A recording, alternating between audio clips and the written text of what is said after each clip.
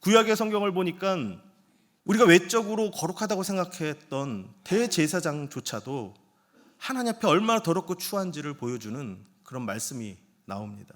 스가랴 선지자가 그 성전 앞에 서 있는 대제사장 여호수아의 모습을 환상으로 보게 됩니다.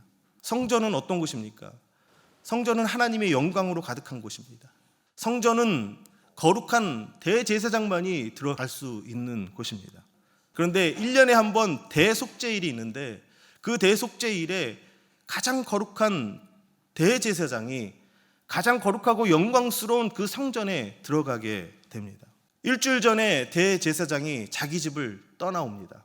왜냐하면 혹시라도 부지 중에 부정한 일을 행할 수 있고 부정한 어떤 것과 접촉할 수 있을 수도 있기 때문에 모든 것과 다 단절하고 일주일 동안 혼자서 거룩함을 유지합니다. 그리고 대속죄일이 되는 그날 이 대제사장이 성전에 들어갑니다.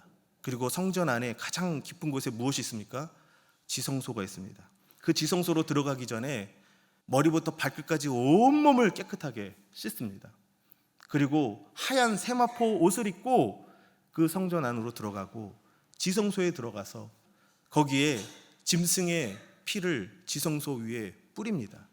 그 피는 무슨 피냐면 자기의 죄를 사해달라고, 자기의 죄를 대속하는 그 피를 뿌립니다. 그리고 나서 다시 나옵니다. 나와서 또 목욕을 합니다. 그리고 또 세마포 옷을 입고 다시 또 성전에 들어갑니다. 그리고 그 지성소 안에서 피를 뿌립니다. 짐승의 피를. 그 짐승의 피는 무엇이냐면 제사장들의 죄를 용서해 주십시오 하고 피를 뿌리는 것입니다. 그리고 다시 나옵니다. 그리고 또 목욕을 합니다.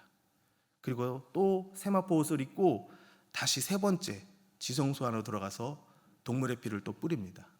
그 피는 무슨 피냐면 우리 백성들의 죄를 용서해 주십시오 하고 그 피를 뿌리는 것입니다. 그게 대속죄일에 하는 일입니다. 이 모든 과정을 모든 백성들이 다 지켜보고 있습니다. 가장 거룩한 날이고 가장 거룩한 장소이고 가장 거룩한 사람이 행하는 그 일들 가운데 혹시라도 부정한 것이 있을까 정말 일일이 다 쳐다봅니다. 투명하게 다 볼 수 있도록 합니다. 그런데 스가랴 선지자가 그 대속죄일에 대제사장이 그 성전에 섰는데 깜짝 놀란 겁니다. 그 대제사장이 너무 더러운 거예요. 그 대제사장이 입었던 옷이 너무 더러운 거예요. 너무 추악했던 것입니다. 너무너무 놀랐습니다. 가장 거룩해야 되는 그 시간과 그 장소, 그 사람이 어떻게 저럴 수 있는가?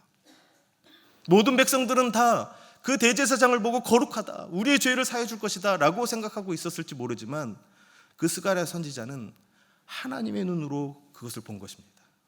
무엇을 말합니까? 우리가 아무리 외적으로 정결하게 한다고 한들 하나님 앞에서는 추하고 더러운 거라는 것입니다. 하나님 앞에서는 감출 수 없다라는 것입니다. 모든 사람들이 다 거룩하다라고 생각했던 그 자리, 그 시간, 그 사람 얼마나 추악하고 더러웠는지 스가랴 선지자가 너무나 깜짝 놀랐습니다. 저와 여러분들도 마찬가지입니다.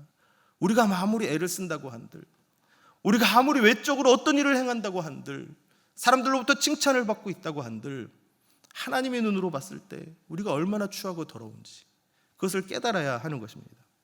그렇게 우리가 추하고 더러운 존재라는 것을 깨닫는다고 한다면, 온통 세상의 죄악을 다 뒤집어 쓰고 있는 것처럼 우리가 살아가고 있다고 한다면 우리가 어떻게 해야 되겠습니까?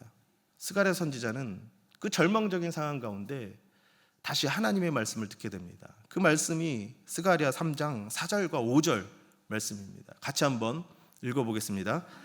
여호와께서 선 자에게 명령하사 그 더러운 옷을 벗기라 하시고 또 여호수아에게 이르시되 내가 네 죄악을 제거하여 버렸으니 내가 아름다운 옷을 입히리라 하시기로 내가 말하되 정결한 관을 그의 머리에 씌우소서 하매 곧 정결한 관을 그 머리에 씌우며 옷을 입히고 여호와의 천사는 곁에 섰더라. 하나님께서 그 더러운 옷을 벗겨라 라고 말씀하십니다. 그리고 하나님께서 내가 너희의 죄악을 제하여 주었다 라고 말합니다. 그러면서 무슨 옷을 입힙니까? 아름다운 옷을 입히라. 그 아름다운 옷을 입힙니다. 머리에는 무엇을 씌웁니까? 정결한 관을 씌워라. 그 정결한 관을 씌워 주십니다. 하나님은 우리의 그 추악하고 더러운 그 모습을 비난하거나 그것 때문에 우리를 어떻게 하신 분이 아니라 그것을 정결하게 하시고 그 영광스러운 성전에 들어가기에 합당한 존재로 하나님께서 새롭게 하시는 것입니다. 하나님은 이런 분이십니다. 우리가 아무리 추악하고 더러울지라도, 우리가 아무리 어떤 죄악 가운데 있을지라도 하나님은 우리의 죄를 용서하시고 우리를 품으시고 우리를 새롭게 하시는 분이신 줄 믿습니다. 수세기가 지나고 또 다른 여호수아가 나타났습니다. 바로 예수입니다. 여호수아와 예수는 같은 의미입니다. 예수는 아람어이고 여호수아는 히브리어입니다. 그 뜻은 여호와는 나의 구원자이시다, 그런 뜻입니다. 예수님이 우리를 구원하시기 위해서 이 땅에 오셨습니다. 그리고 예수님은 십자가를 지시기 전에 일주일 전에 그 십자가를 준비하고 계셨습니다. 우리가 잘 알고 있듯이 그 기간이 고난 주간입니다. 그런데 스가랴 선지자가 봤던 대제사장과는 너무나 다른 모습이었습니다. 그 대제사장은 정결하기 위해서 이것저것을 하고 있었습니다. 그런데 예수님은 어떻습니까? 예수님은 사람들로부터 조롱을 받고 있었습니다. 비난을 받고 있었습니다.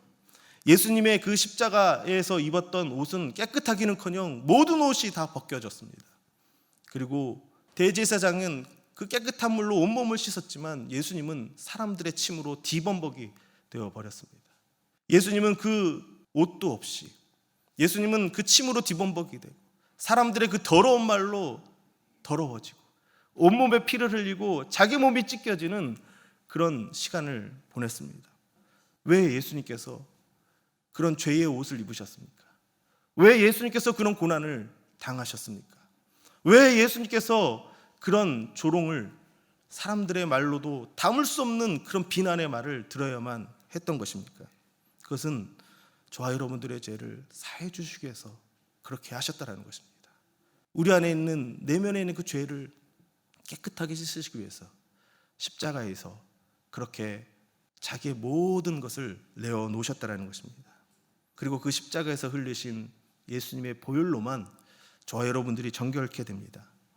대제사장이 지성소에 들어가서 뿌렸던 피는 동물의 피였습니다. 그러나 지금 우리의 마음속에 뿌려진 피는 예수의 보혈입니다. 그 예수의 보혈로만 우리가 깨끗해집니다. 그 예수의 보혈 때문에 우리가 정결해집니다. 그 예수의 보혈 때문에 우리의 모든 악한 것들이 해결되는 줄 믿습니다. 히브리서 10장 22절을 보면 이렇게 말합니다. 같이 한번 읽어보겠습니다.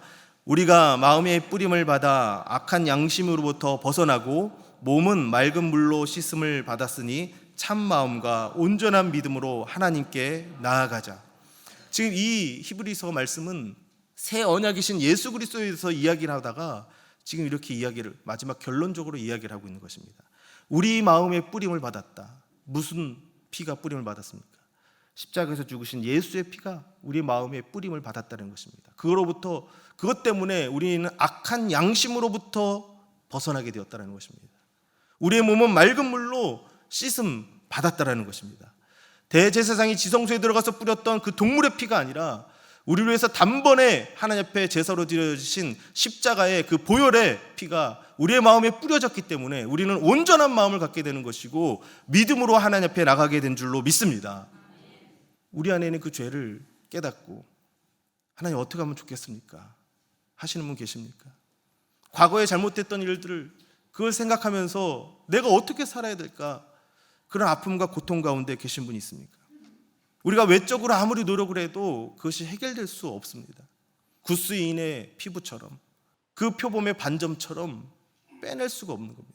해결할 수가 없는 것입니다. 그런데 우리는 자꾸만 엉뚱한 것으로 해결하려고 합니다. 내가 뭔가 주를 위해서 헌신하고 수고하면 해결될 수 있겠지. 그래서 둘째 가면 서러울 정도로 교회에서 열심히 헌신하고 봉사를 합니다. 그리고 사람들이 칭찬합니다. 근데 그 칭찬을 듣고 그 칭찬으로도 내 죄의 문제는 해결되지 않는다는 것입니다. 내가 스스로 뭔가 의로운 일을 하고 그래서 자기 의를 가지고 내 안에 있는 그 죄를 덮을 수 있겠지라고 생각하겠지만 착각이라는 것입니다. 내가 어떤 의를 가지고 있을지라도 그것으로 내 안에 있는 그 반점, 내 안에 있는 그 피부처럼 내 안에 있는 그 죄악의 문제는 해결될 수 없다라는 것입니다. 하나님, 내가 이 정도 봉사하고 헌신하는데 좀 봐줘야 되는 것 아닙니까? 하나님, 내가 이렇게 많이 헌금을 하는데 하나님 좀 봐줘야 되는 것 아닙니까? 하나님, 내가 이렇게 기도를 많이 하는데 하나님, 나 같은 사람 살려야 되는 것 아닙니까? 그것으로 우리가 죄의 문제가 해결되는 것이 아니라는 것입니다. 내 행위와 내 의로 죄가 탕감받는 것이 아니라는 것입니다. 그 죄책감을 해결하기 위해서 내가 아무리 애를 써도 그것 때문에 해결되지 않는다는 것입니다. 아무리 표범의 반점을 씻어보십시오. 씻겨지는지.